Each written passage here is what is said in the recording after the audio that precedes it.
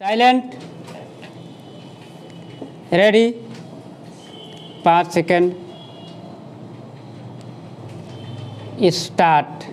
महोदय, मैंने वहाँ यह देखा है कि राज्य के कुछ लोग और परिवार धन बटोरने में लगे हुए हैं, क्योंकि वह भारत संघ के धन कर, उपहार कर, शहरी भूमि सीमांकन आदि कानूनों को वहाँ लागू नहीं होने दिया जाता है, क्योंकि वहाँ निहित स्वार्थ है।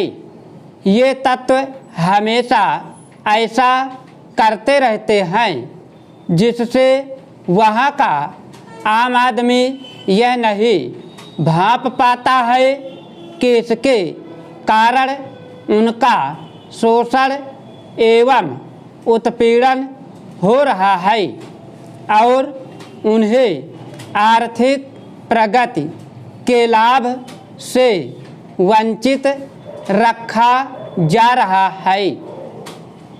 उनका यह भी कहना है कि जम्मू कश्मीर में स्वायत्तता और सांस्कृतिक अस्मिता के नाम पर जनता को बेवकूफ़ बनाया जा रहा है, जबकि ज़रूरत इस बात की है कि गरीब और वंचित जनता के हित में गरीबी, भूख और रोगों को दूर कर वहाँ संतुलन, विकास सुनिश्चित किया जाए। तभी वहाँ सच्ची स्वतंत्रता और सच्चा लोकतंत्र स्थापित हो सकेगा। यदि इस अनुच्छेद को समाप्त कर दिया जाए तो वास्तव में वह न केवल गरीबी और पिछड़ापन दूर करने में सहायक सिद्ध होगा, अपितु उसमें कश्मीर की संस्कृति भी सुरक्षित रह सकेगी। श्री जगमोहन जम्मू कश्मीर के राज्यपाल पद पर रह चुके हैं और उन्होंने वहाँ की जनता का दुख दर्द देखा है। उनकी कसक को पहचानना है, पीड़ा को समझा है और उनकी समस्याओं, कठिनाइयों को स्वयं देखा और शिद्दत से महसूस किया और कश्मीर समस्या को गहराई से परखा है। लेकिन साथ ही वे विवादास्पद राज्यपाल भी बन गए। उस दौर में वे क्या कुछ और करना चाहते थे, उसे ना कर पाने की उनकी सीमाएं, परिस्थितियां और दबाव के कारण उनकी हताशा, निराशा और क्षोभ को समझा जा सकता है।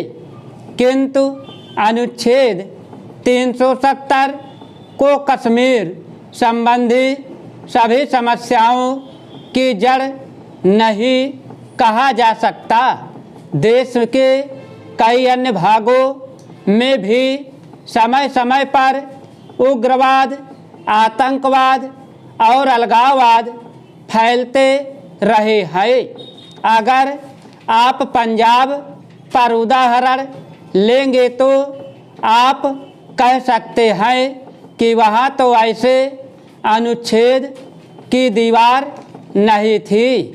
श्रीमान जी, जिस लोकतंत्र पर हम दिन रात इतराते नहीं आघाते, उसका स्वरूप क्या है?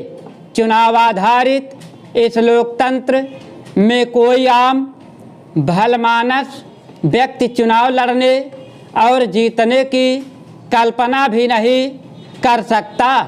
आम चुनावों में आमतौर पर हर तरह के अपराधी और अर्ध अपराधी तत्व चुनाव जीतने के बाद देश की बागडोर संभालते ही देश को अपनी जागीर समझने लगते हैं और लूट खसोट मचाना शुरू कर देते हैं।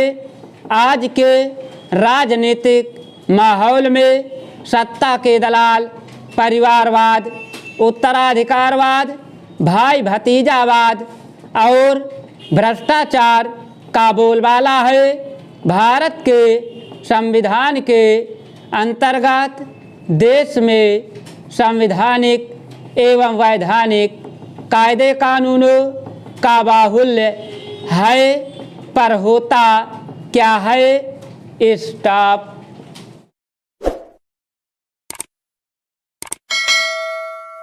अगर तुम लोग नए हो तो सब्सक्राइब करो, वो जो लाल वाला बटन है उसके साथ सूर्य नमस्कार करो या फिर अनुलोम विलोम, मुझे नहीं पता, बस क्लिक हो जाना चाहिए। अब मैं भी